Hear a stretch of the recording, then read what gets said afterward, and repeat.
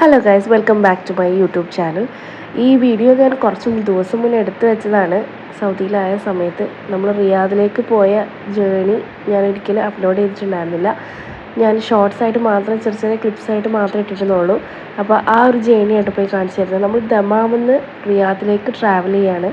നമുക്ക് 4 മണിക്കൂറോളം ട്രാവൽ ചെയ്യാനുള്ള ഒരു ദൂരമുണ്ട്.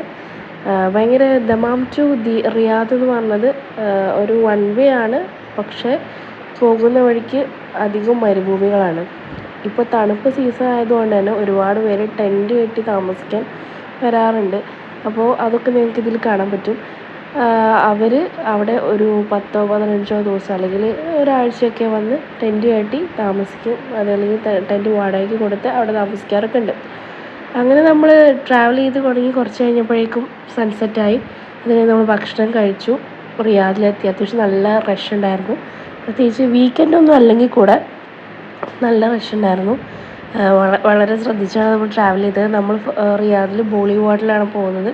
ബോളിവുഡ് വേൾഡ്, ബോളിവുഡ് സിറ്റി എന്ന് പറഞ്ഞിട്ട് വലിയൊരു ഏരിയ തന്നെ ഇവിടെ ഉണ്ട്. നമ്മളിപ്പോൾ പോകുന്നത് ബോളിവുഡ് വേൾഡിലാണ്. ഒരുപാട് വ്ളോഗ്സിലും ഒരുപാട് വീഡിയോസിലൊക്കെ ഭയങ്കര ഫേമസ് ആയിട്ടുള്ളൊരു സംഭവമാണ്. സൗദി അറേബ്യ ടൂറിസം ഭയങ്കരമായിട്ട് പ്രൊമോട്ട് ചെയ്യാൻ വേണ്ടിയിട്ട് ഉണ്ടാക്കിയിട്ടുള്ളൊരു സംഭവമാണ് ബോളിവുഡ്. സൗദി അറേബ്യ എന്നില്ല, ആ ഒരു സ്റ്റീരിയോടൈപ്പിക് ആയിട്ടുള്ള ആ ഒരു കൺസെപ്റ്റ് മൊത്തം മാറ്റുന്ന ഒരു സംഭവമാണ് ബോളിവുഡ്. ഈ ബോളിവുഡ് വേൾഡിൽ നമ്മൾ ടിക്കറ്റൊക്കെ എടുത്ത് കയറി കഴിഞ്ഞ് കഴിയുമ്പോൾ 22 രാജ്യങ്ങളായിട്ടോ നമുക്കിവിടെ കാണാൻ പറ്റുക. 22 രാജ്യങ്ങളാണ്. അവരുടെ തനതായ ഒരുപാട് കാര്യങ്ങൾ അവരിവിടെ സെറ്റ് ചെയ്ത് വെച്ചിരിക്കുകയാണ്. അവരുടെ ഡ്രസ്സുകൾ, അല്ലെങ്കിൽ അവരുടെ ആ ഒരു ഏറ്റവും ഇമ്പോർട്ടൻ്റ് ആയിട്ടുള്ള മോണുമെൻറ്റ്സ്, പിന്നെ അവരുടെ ആ ഒരു രാജ്യങ്ങളിലുള്ള കാര്യങ്ങൾ. അപ്പോൾ നമ്മൾ ഫസ്റ്റ് പോയത് ചൈനയിലാണ്. അപ്പോൾ അതിങ്ങനെ കാണുമ്പോൾ തന്നെ നിങ്ങൾക്ക് മനസ്സിലാവുന്നുണ്ടാവും. റെഡ് ലാമ്പും അവരുടെ ആ ഒരു പ്രത്യേകമായിട്ടുള്ള ആർക്കിടെക്ചറും കാര്യങ്ങളൊക്കെ നിങ്ങൾക്ക് മനസ്സിലാവുന്നുണ്ടാവും. അവരുടെ ഡ്രസ്സുകളും കാര്യങ്ങളും മെയിൻലിയായിട്ട് അവർ പ്രൊമോട്ട് ചെയ്യുന്നത് എനിക്ക് തോന്നുന്നു ബിസിനസ്സാണെന്ന് തോന്നുന്നു. അതുകൊണ്ട് തന്നെ ഡ്രസ്സുകൾ, അവരുടെ തനതായിട്ടുള്ള ഫുഡ്സ്, അതൊക്കെയാണ് കൂടുതലായിട്ട് നമുക്ക് കാണാൻ പറ്റുക. പിന്നെ നമ്മൾ കണ്ടത് കൊറിയയാണ്. കൊറിയയിലേക്ക് ഫസ്റ്റ് എൻട്രി ചെയ്തപ്പോൾ തന്നെ നല്ല അടിപൊളി ഡാൻസുകൾ കണ്ടിട്ടുണ്ടാവും. നമ്മൾ ഷോർട്സിലൊക്കെ കണ്ടിട്ടുണ്ടാവും. നല്ല അടിപൊളി ഡാൻസുകളായിരുന്നു. നമ്മളിങ്ങനെ നോക്കി നിന്ന് പോകും. നല്ല സുന്ദരന്മാരുമായിട്ടുള്ള ആളുകളിങ്ങനെ ഡാൻസ് കളിക്കുന്നു. ഒരുപാട് തീമും കാര്യങ്ങളൊക്കെ വെച്ചിട്ടാണ് ഡാൻസ് കളിക്കുന്നത്. അത് കണ്ടു.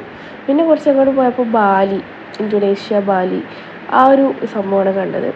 അവിടെ ചെന്ന് നമ്മളിങ്ങനെ അവരുടെ സംഭവങ്ങൾ കണ്ടു. അപ്പോൾ അവിടെ ഇരുന്നൊരാൾ ഇങ്ങനെ അറബിക്കായിട്ടുള്ള ചില സ്കൾപ്ചേഴ്സും കാര്യങ്ങളൊക്കെ ചെയ്യുന്നുണ്ടായിരുന്നു. പിന്നെ അത് കഴിഞ്ഞ് നമ്മൾ നെക്സ്റ്റ് പാസ് ചെയ്ത് പോയത് ഈജിപ്തിലോട്ടാണ്. ഇത് അവിടുത്തെ ട്രഡീഷണൽ ആയിട്ടുള്ള ഒരു തരം ചായയാണ്. അവർക്ക് നമ്മൾ പൈസ കൊടുത്ത് നമ്മളവർ ചായ തരും. അപ്പോൾ ബാക്കി അടുത്ത വ്ളോഗിൽ കാണാം.